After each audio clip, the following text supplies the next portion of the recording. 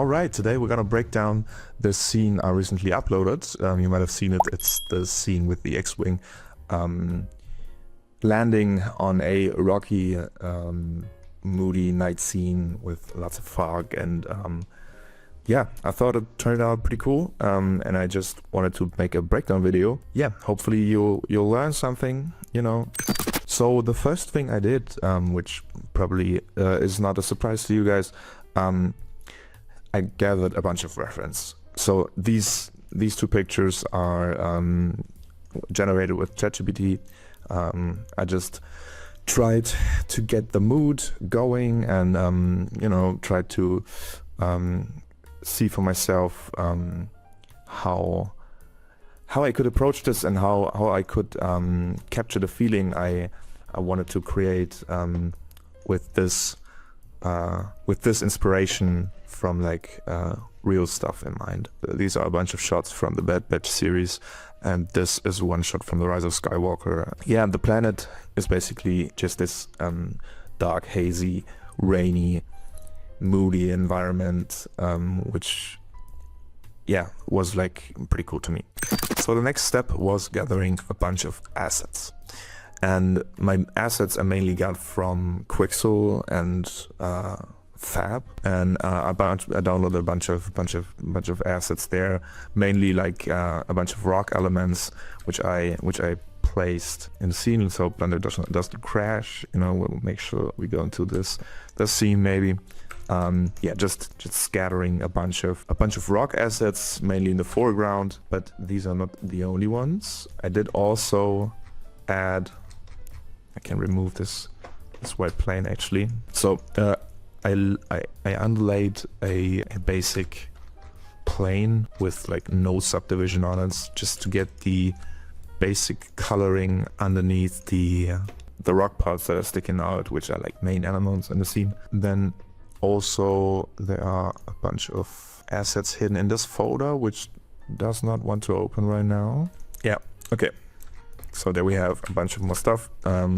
This is the same X-Wing model actually, but just not textured, and I think it was not rigged. We can just go ahead and deactivate that. I don't know why I left it in the scene, but it's not really necessary.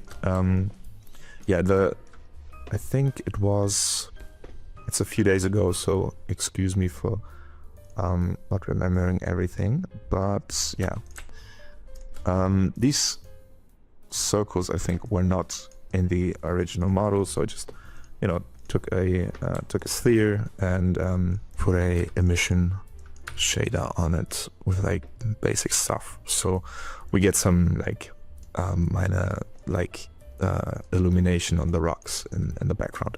It's not a lot, but it adds a little bit of detail, which I kind of like. Yeah, the rocks I got from the Blender kit, which is a free add-on. You can go grab. Yeah, just type in Blender kit in Google and you will find it. It's easy to install, and yeah, that's where I got these mountain assets from. They are actually, they did come with a different texture, but I needed them to be a bit more dark and a bit more fitting for the scene. So I have these assets right here. I was just checking if I have a subdivision modifier on here, but I do not. If I hit tab, you can see this is quite a dense mesh, which I don't know if you can actually tell because it does not look like it, but yeah, it basically is. Yeah, and in the back we have the same, these are by the way the same mountains, just duplicated and like rotated around a bit, and these two mountains are also the same, but I put a decimate modifier on there to reduce the face count on these, to make it lighter on my PC. And yeah, if we go into rendered view with obviously not the finished lighting, but like with this sort of stuff, we get a decent looking scene, I would say. I did add a volume to this. Yeah, this is a small little cube. It's placed here. It does come across quite nicely in the actual render at the end, but I will turn it off. It's just, you know, to show you. It's a simple principal volume setup with a noise texture set to a really low scaling amount, applying a color ramp to it to crush the black values and push the white values more to the black parts, and yeah, just piping that into a principal volume, lowering the anisotropy and putting that into the volume, and we got yeah, a simple, not too complicated, not a professional volume setup, but it worked quite okay for my scene. One of the biggest things to tackle in this scene was the X-wing animation. You know, it's not complicated. It's nothing too crazy. So I think everybody putting a little bit of work into this will achieve this. This is like totally beginner stuff. I myself consider myself to be almost still a beginner. So, you know, I'm not an expert. So we have our X-wing kind of going down like that. The little landing gear stuff pops out, and the thing I tried to incorporate into this animation was like some realistic landing movement. In a bunch of videos I saw was where the X-wing was just going straight down and like not really hovering above and like setting down. I don't think this animation is perfect by any means, but I do think it adds a little bit of detail, which is always quite nice. This X-wing also came rigged, by the way, so that's like really nice, which helped me a lot. I wouldn't have been able to do that on my own. So yeah, it's honestly like really simple. And by going into the pose mode up here, you can simply select these bones of the armature and animate their rotation to get your desired animation. So like I animated this door opening up, you know, offset it a bit so it does not open the same. So you see this one is like still further in, much more closed than this one, and yeah, it opens up quite slowly, and then we have the little landing foot coming out like this, which is also like animated with like really simple rotation keyframes.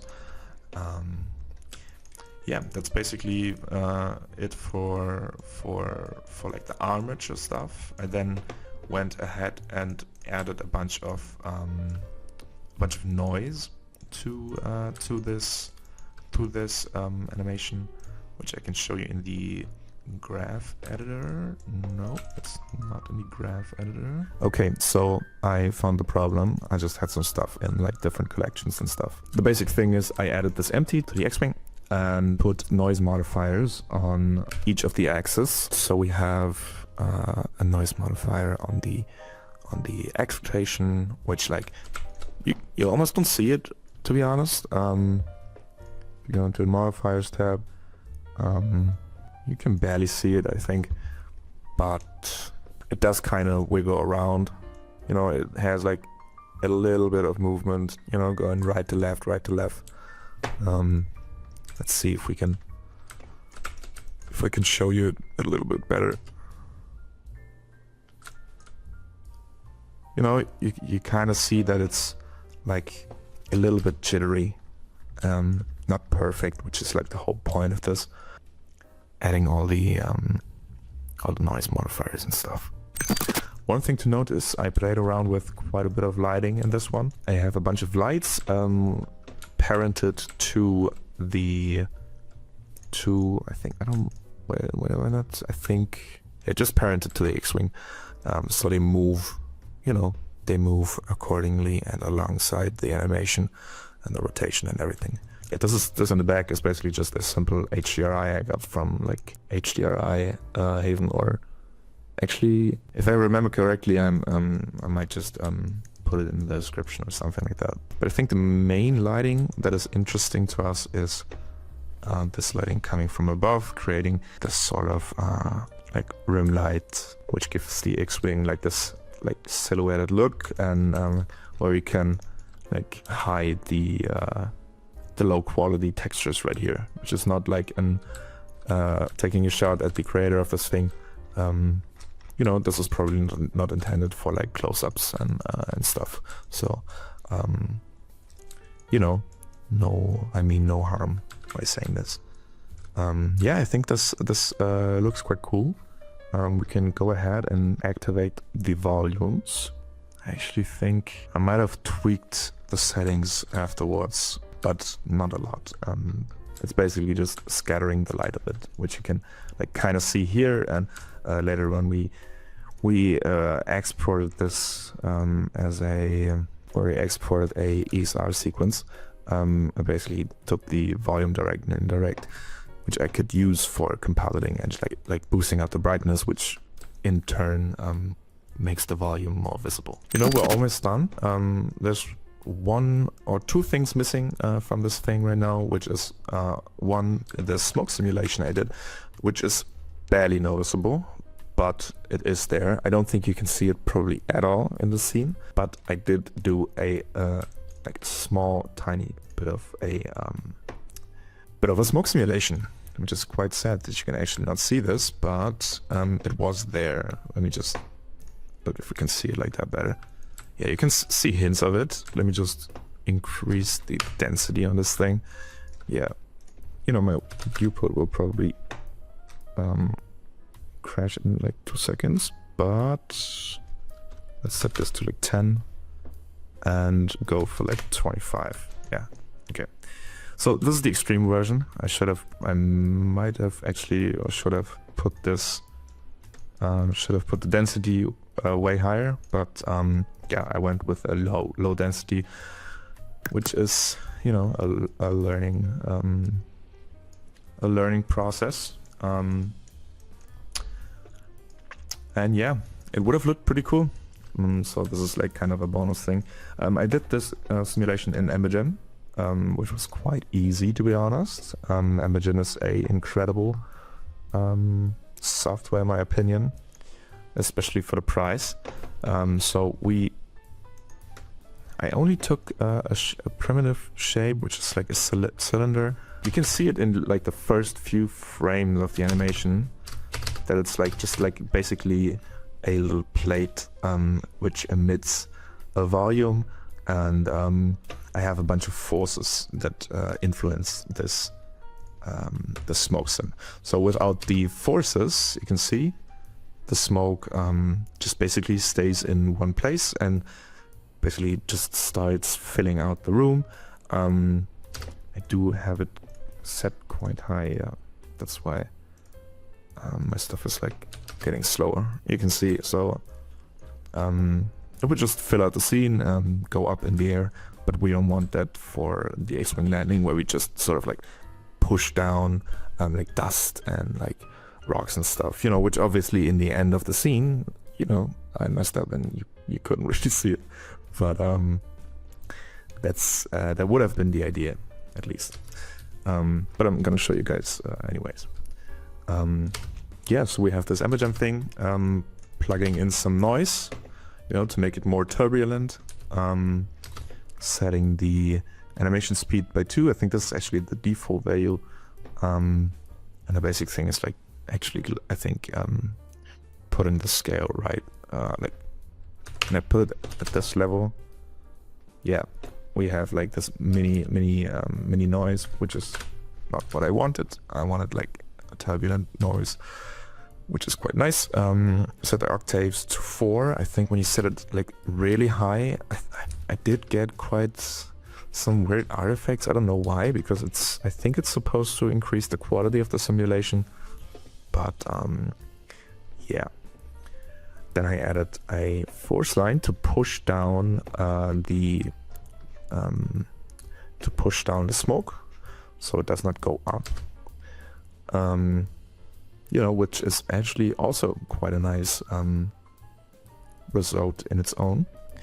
And I then added the last thing, which kind of sold the whole thing, which makes it much more nicer, where we basically just have this force pushing down on the smoke and yeah, creating this sort of like effect where I can actually increase this. I didn't know that. Oh wow, we can actually go crazy with this shit. Okay, yeah, but for but for my project, I think something subtle is quite enough. Yeah, and basically when I'm in the viewport in Ambergen, I usually work with like a low resolution, no upscaling, and you know, decent voxel counts. But this is pretty heavy on your PC. I do have a good graphics card though, so for me it's okay. You might have to set yours a little bit lower for your simulation to run smoothly. You can when exporting without actually like simulating, you know, when you have logged in and dialed in your numbers, and you don't need anything, you don't need to tweak anything anymore. You can just go ahead and upscale this thing and go to the export, set your frame rate, not frame rate, set your number of frames and export the VDB sequence to a folder. You know, it's gonna be quite heavy on your PC.